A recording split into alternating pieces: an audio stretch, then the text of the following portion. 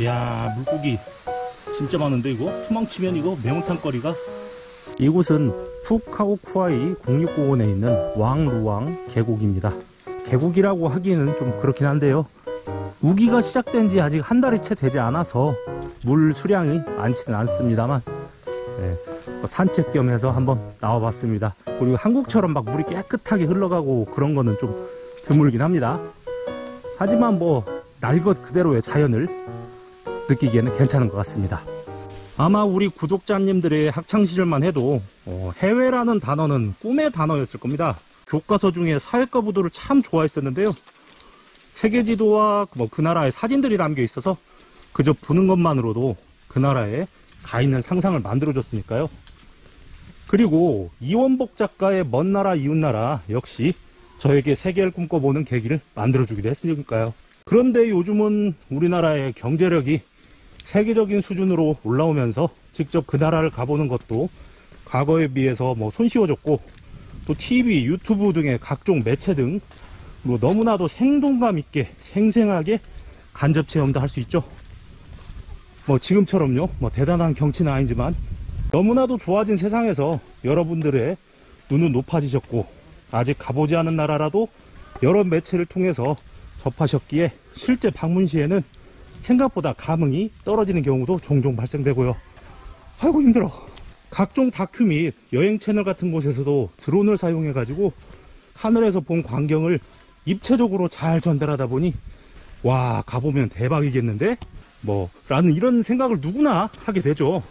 그런데 막상 가보면 사람의 눈은 드론이 아니니까요, 그런 입체적인 영상은 좀 차이가 납니다. 그래서 적잖이 실망도 하고, 사람이 붐비거나 여행 물가가 좀 비싸게 느껴지기도 하고요. 즉 기대가 컸던 만큼 실망이 큰 경우도 많이 발생됩니다. 와, 여기 나름 놀만한 곳이 있네요. 동네 학생들이 다 와가지고, 아이고, 다이빙대 같은 것도 있네. 사바이디. 사바이디. 이야. 야, 너희만 깽깽. 이야, 크빠. 아, 여기, 오, 장난 아니네. 이야.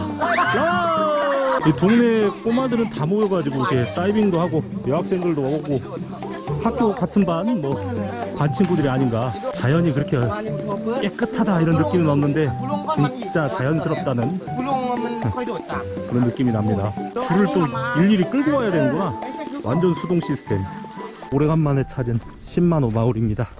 이제 우기를 맞이하여 메콩강 물이 많이 올라오긴 했어요. 하지만 이제 아직 우기 초반이라 그렇게 수위가 높아지지는 않았고요. 우기가 이제 심각해질 때는 이 바로 집 밑에까지 올라오거나 아예 침수될 때도 있죠. 라오스와 태국 이산 지방의 하늘은 정말 구름과 하늘이 정말 아름답습니다. 아름다워. 신만은 여러 번 왔었고 학교도 방문했었죠. 학교 교감 선생님 잘 계시려나? 사바이디. 사바이디. 막내놔. 막내 맞대 윤이와. 와, 바로 이렇게. 오, 물고기도 잡아오셨네? 야, 빠냐오. 야, 바로 그냥 파시네. 메콩강 물고기. 참 정겹습니다. 제가 신만호 마을을 좋아하는 이유가 바로 이런 거죠. 평화로운 풍경은 물론이고 사람들도 참 자상하고 편안하고 정말 평화롭습니다. 서구권 국가들의 긴 휴가와 달리 아직도 길어야 일주일 내는 짧디 짧은 휴가에 고효율적인 여행을 해야 하는 대다수의 한국인들은 시간 낭비를 줄이기 위해 남들의 여행 후기와 코스 추천대로 또는 패키지 코스대로 움직이면서 그저 남이 먼저 남긴 그곳의 소감이 맞는지 아닌지를 주로 평가하는 따라쟁이 여행을 많이 하게 되고요.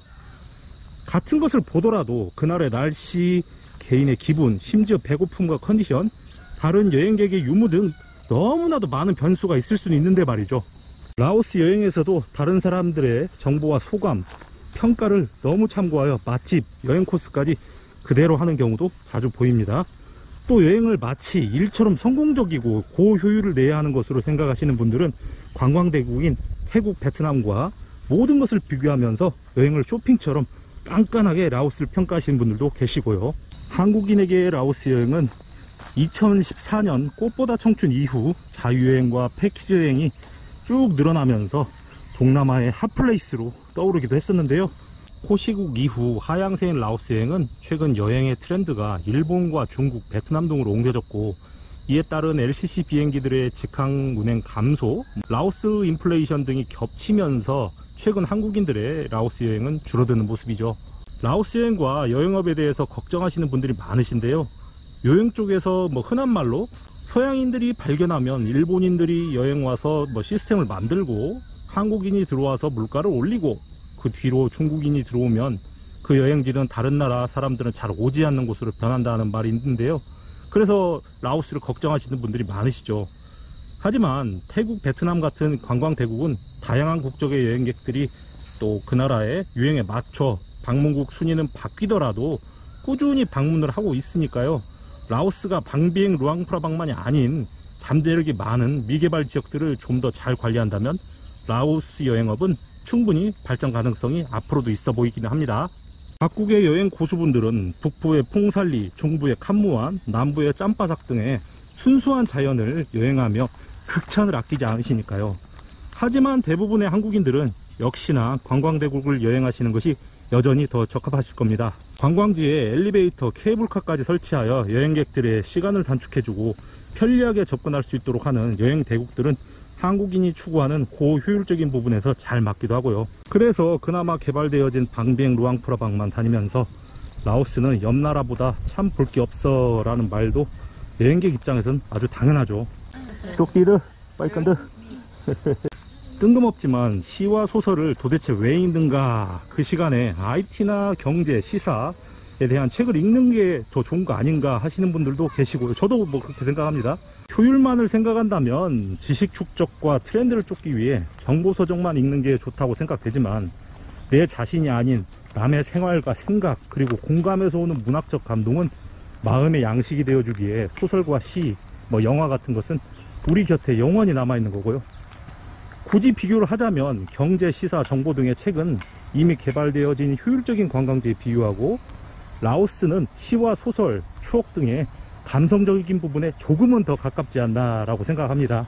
관광 대국에서 점차 사라져가는 자연 그대로의 자연과 순수한 미소는 분명 라오스에 아직 살아있으니까요. 짧은 시간에 고효율적이며 편한 여행에 쇼핑을 원하신다면 라오스는 관광 대국에 비해서 분명 시간 낭비로 다가올 수 있는데요. 하지만 앞서 말한 순수한 자연과 순박한 사람들, 우리의 과거의 추억 등을 느끼시기를 원하시는 분들에게는 라오스는 분명 좋은 경험이 되실 수 있습니다. 또한 라오스는 한 번 가고 다시는 안 가겠다고 하시는 분들도 계시고, 1년에 수차례 이상 방문하시는 분들도 계신 묘한 나라입니다. 호불호가 분명 있는 나라이죠. 체감상 100번의 이야기 드리지만 부디 라오스를 자유여행으로 오셨다면 느긋하고 여유있게 그리고 안전을 생각하신다면 분명 라오스 여행은 낭비보다 추억으로 다가오지 않을까요? 여러분이 생각하시는 라오스는 어떤 매력이 있던가요? 댓글로 의견을 공유해 주셨으면 좋겠습니다. 시청 감사드립니다. 이리아나 존스였습니다.